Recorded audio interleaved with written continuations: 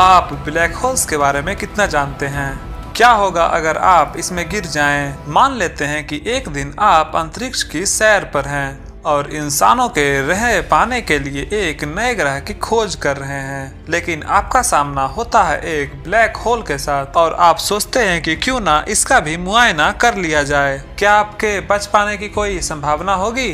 आप बाहर कैसे निकलेंगे?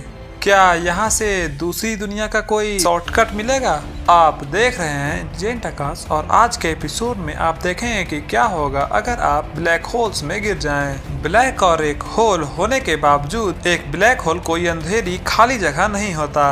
अपनी थ्योरी ऑफ रिलेटिविटी में अल्बर्ट आइंस्टाइन ने अनुमान लगाया था कि ब्लैक होल्स कैसे बनते हैं। जब एक बड़ा सितारा मरता है तो ये एक छोटा बचा हुआ कोर पीछे छोड़ जाता है। अगर इस कोर का वजन हमारे सूरज के वजन से कम 3 गुना ज्यादा होता है तो ग्रेविटी यानी गुरुत्वाकर्षण बाकी सभी फोर्सेस पर भारी पड़ जाती हैं और इस कोर को एक ब्लैक होल में बदल देती है। लेकिन इसका नाम सुनकर गुमराह ना हो, एक ब्लैक होल कहीं से भी होल नहीं होता, बल्कि ये एक बहुत ही छोटी जगह में समाया हुआ बहुत सारा मैटर होता है। सूरज के बारे में सोचिए, जिसकी ग्रेविटेशनल फील्ड यानी गुरुत्वाकर्षण क्षेत्र पृथ्वी की तुलना में 28 गुना ज्यादा है। अगर आपको सूरज पर चलना हो तो आपका वजन पृथ्वी पर आपके वजन की तुलना में 28 गुना ज्यादा होगा। अब कल्पना कीजिए आपके 4 सूरज को एक ऐसी चीज में भर दिया है जिसका डायमीटर केवल 15 मीटर मतलब कि 24 किलोमीटर है। ये दूरी तो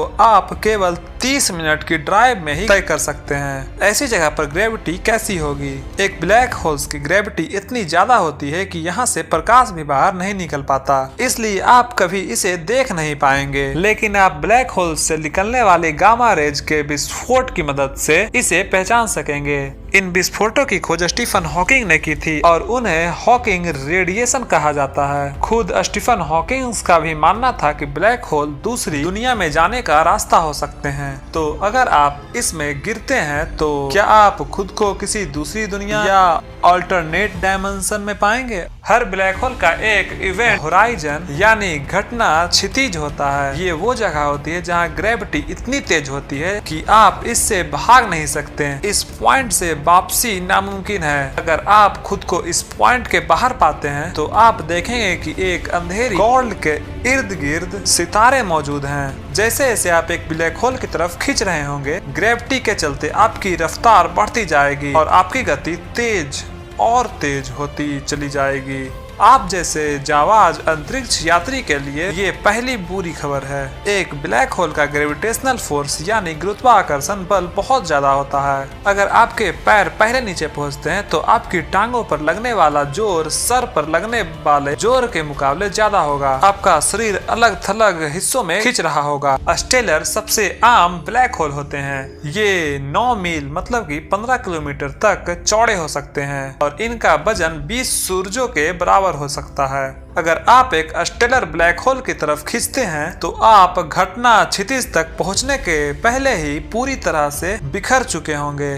तो कोशिश करें कि गिरने के लिए बेहद बड़े ब्लैक होल को चुनें, ऐसा जिसका वजन हमारे सूरज के वजन से 10 लाख गुना ज्यादा हो। ऐसा होने पर घटना क्षितिज पार करने पर आपके शरीर को कोई नुकसान नहीं होगा, क्योंकि आपके पैर और सर दोनों हिस्सों पर लगने वाला ग्रेविटी लगभग बराबर तेजी का होगा। और अगर आप ये सोच रहे हैं कि ऐसा ब्लैक होल कहाँ मिलेगा तो ज्यादा दूर जाने की जरूरत नहीं है। हमारी आकाश गंगा यानी मिल्की वे गैलेक्सी के बीचों बीच एक ऐसा ब्लैक होल है। खुशकिस्मती से ये 165 करोड़ शंख मील मतलब कि 265 करोड़ शंख किलोमीटर की दूरी पर है। ये ना तो हमारे सूरज को निगल सकता है और ना ही ग्रहों को।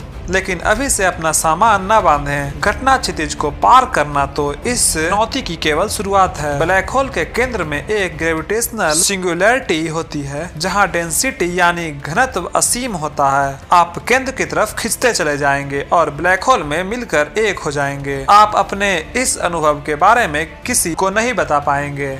हालांकि घटना क्षितिज के बाहर से आपको देख रहे एक शख्स के लिए तस्वीर अलग ही होगी। जैसे जैसे आप एक ब्लैक होल में गिर रहे होंगे वो आपको धीमा, कमजोर और लाल होते देखेंगे। आखिर में आप जम जाएंगे और घटना क्षितिज को पार नहीं करेंगे। ऐसा इसलिए क्योंकि एक ब्लैक होल में स्पेस और समय दोनों आपस में अपने किरदार बदल लेते हैं। घटना क्षितिज में समय बंद पड़ जाता है, वहीं स्पेस आगे बढ़ने लगता है। आप पीछे मुड़कर ब्लैक होल से भाग नहीं पाएंगे, ना ही आप समय में वापसी कर पाएंगे। अगर ये ब्लैक होल कभी खत्म भी हो जाता है और आपके शरीर समेत अपने अंदर का हर कण बाहर कर देता है, तो ये बता पाना नामुमकिन है कि वो कण आपके हैं। हालांकि स्टीफन हॉकिंग ने एक रास्ता निकाला जिससे आपके शरीर की सूचना खोएगी नहीं। उनके थ्योरी के मुताबिक अलग अलग दुनियाओं के इतिहास भी जुदा होते हैं, यानी एक रियलिटी में आप एक ब्लैक होल में गिरे और दूसरी में वहाँ कोई ब्लैक होल था ही नहीं।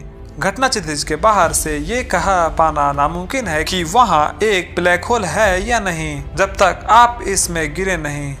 अगर आप घटना क्षितिज को पार कर लेते हैं और वहाँ ब्लैक होल मौजूद है तो अलविदा। लेकिन अगर आप किसी रियलिटी में हैं जहां से ब्लैक होल वजूद में ही नहीं है, तो आप अब भी जिंदा होंगे, पर किसी और दुनिया में। ऐसा कोई रास्ता नहीं होगा जो आपको हमारी दुनिया में वापस ला सके। क्या आप इस संभावना को टटोलना चाहेंगे? क्या आपको ब्लैक होल और ब्रह्मांड में रुचि है? जल्द ही हम आपको अगले एक ऐसे ही काल्पनिक सफर पर ले चलेंगे। अगर आपको ये वीडियो पसंद आया हो तो वीडियो को लाइक करें और चैनल को सब्सक्राइब करना बिल्कुल ना भूलें। Thanks for watching.